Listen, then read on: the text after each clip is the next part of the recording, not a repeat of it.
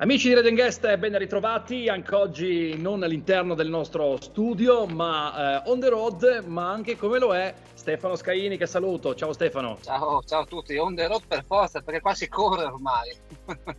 Tra l'altro tu hai un furgoncino d'epoca che ti accompagna Sì. in tutte le tue avventure, molto bello tra l'altro, molto Mi goliardico. Allora, accompagna e mi lascia anche a piedi ogni tanto perché si vuole un po' far coccolare, ogni tanto lo spingiamo, poverino, perché ha una certa età, però tendenzialmente è parte di me ormai, difficilmente lo lascio, anzi mi lascia a piedi in maniera definitiva. bene, come avete capito siamo in pieno clima estivo, ma soprattutto in pieno clima organizzativo, perché c'è il meeting di atletica a Lignano Sabbiadoro, Stadio Tegil. Innanzitutto parliamo di questo evento. Stefano, le date, quando si svolge, come si svolge? Allora, 34 anni, che non sono pochi oggettivamente, quindi ormai è un evento di quelli consolidati che si ripetono, nel quale appunto tanti hanno calendarizzato, diciamo, anche la stagione su questo aspetto. Venerdì 14 luglio, con quello che è un pre-meeting ricco di tantissimi ragazzi, con quelli che sono appunto gli eventi promozionali, non solo di ragazzini di 6, 8, 10 anni, ma di quello che è anche le categorie giovanili, quindi già l'attività agonistica, già con i ragazzi di 14-16 anni che corrono molto forte e che saranno saranno gli atleti del futuro, gli olimpici del futuro, noi ci auguriamo. Poi una parentesi anche per quelle che sono le categorie master, abbiamo inserito quest'anno il master, tra l'altro abbiamo delle richieste, abbiamo un americano di 75 anni che viene apposta a Lignano per correre gli 80 metri master e un suo collega, diciamo, di categoria tedesco che ci ha scritto proprio ieri che verrà a Lignano a percorrere le piste dello Stadio Teghe per poi fermarsi anche in vacanza a questo punto. Quindi noi diciamo che il nostro impegno di abbinare sport, turismo per la cittadina che conosciamo molto bene sta funzionando alla grande. Siamo contenti perché abbiamo tantissime richieste, posso dire troppe in senso buono, per il pre-meeting con tantissimi ragazzini e ragazzine che vogliono venire a correre per poi fermarsi ad tifare e osservare le gesta di questi grandi campioni. Quindi il nostro lavoro per ora è positivamente ottimistico. Allora, invece le specialità che troviamo all'interno, quali sono? Le specialità dell'atletica sono molte, appunto, sono le corse, i salti e i lanci. In questo caso noi abbiamo le corse che sono la velocità e quello che è il mezzo fondo. Il meeting giovanile, il pre-meeting, appunto, partiamo da quelli che sono i 50 metri dei ragazzi, dei esordienti, che sono le categorie più piccoline, per poi arrivare ai 100 metri delle categorie junior promesse.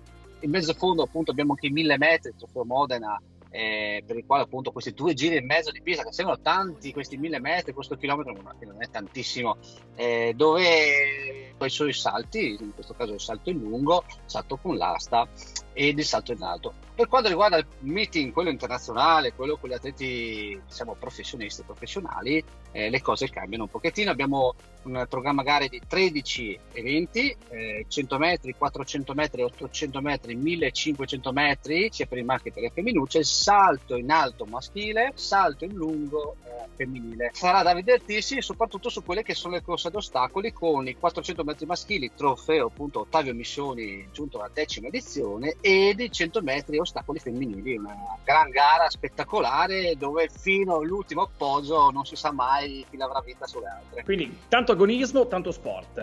Dalle parole però di Stefano Scaini, noi vogliamo sapere l'importanza dello sport nella vita delle persone a livello amatoriale ma anche agonistico, quindi anche come concetto di valore che dovrebbe partire dalla famiglia, giusto? Dovrebbe, anzi, parte sicuramente dalla famiglia. Adesso, al di là la nostra cultura ci propone appunto che grazie alla famiglia porto mio figlio a fare lo sport perché devo parcheggiarlo da qualche parte. Non dovrebbe essere così.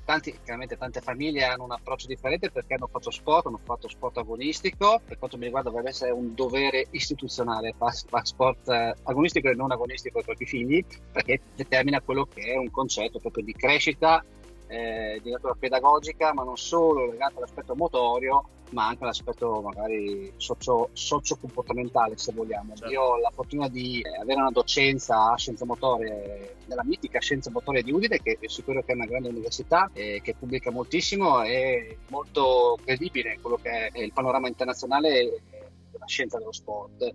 e siamo molto vicini con tutto quello che è la parte applicata. Adesso faccio la parte seria chiaramente, in termini della fisiologia, in termini dell'aspetto di prevenzione, e siamo un po' più sensibili, visto che comunque in Udine, come UniUd, abbiamo tutto quello che è il comparto pedagogico dei corsi d'aria annessi, che è l'aspetto pedagogico che appunto ci permette, non solo con l'ausilio motorio, di far sì che ci sia una crescita integrata su quello che è l'insieme bambino, ragazzo, adulto.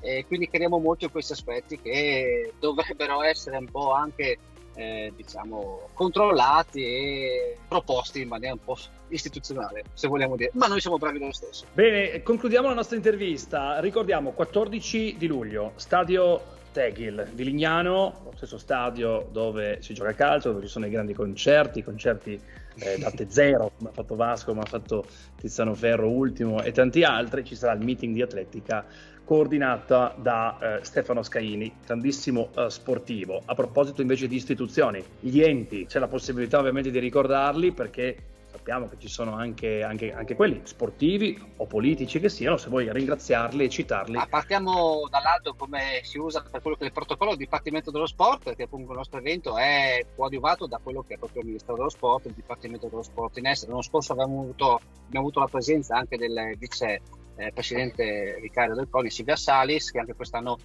sarà presente magari in remoto perché in gravidanza.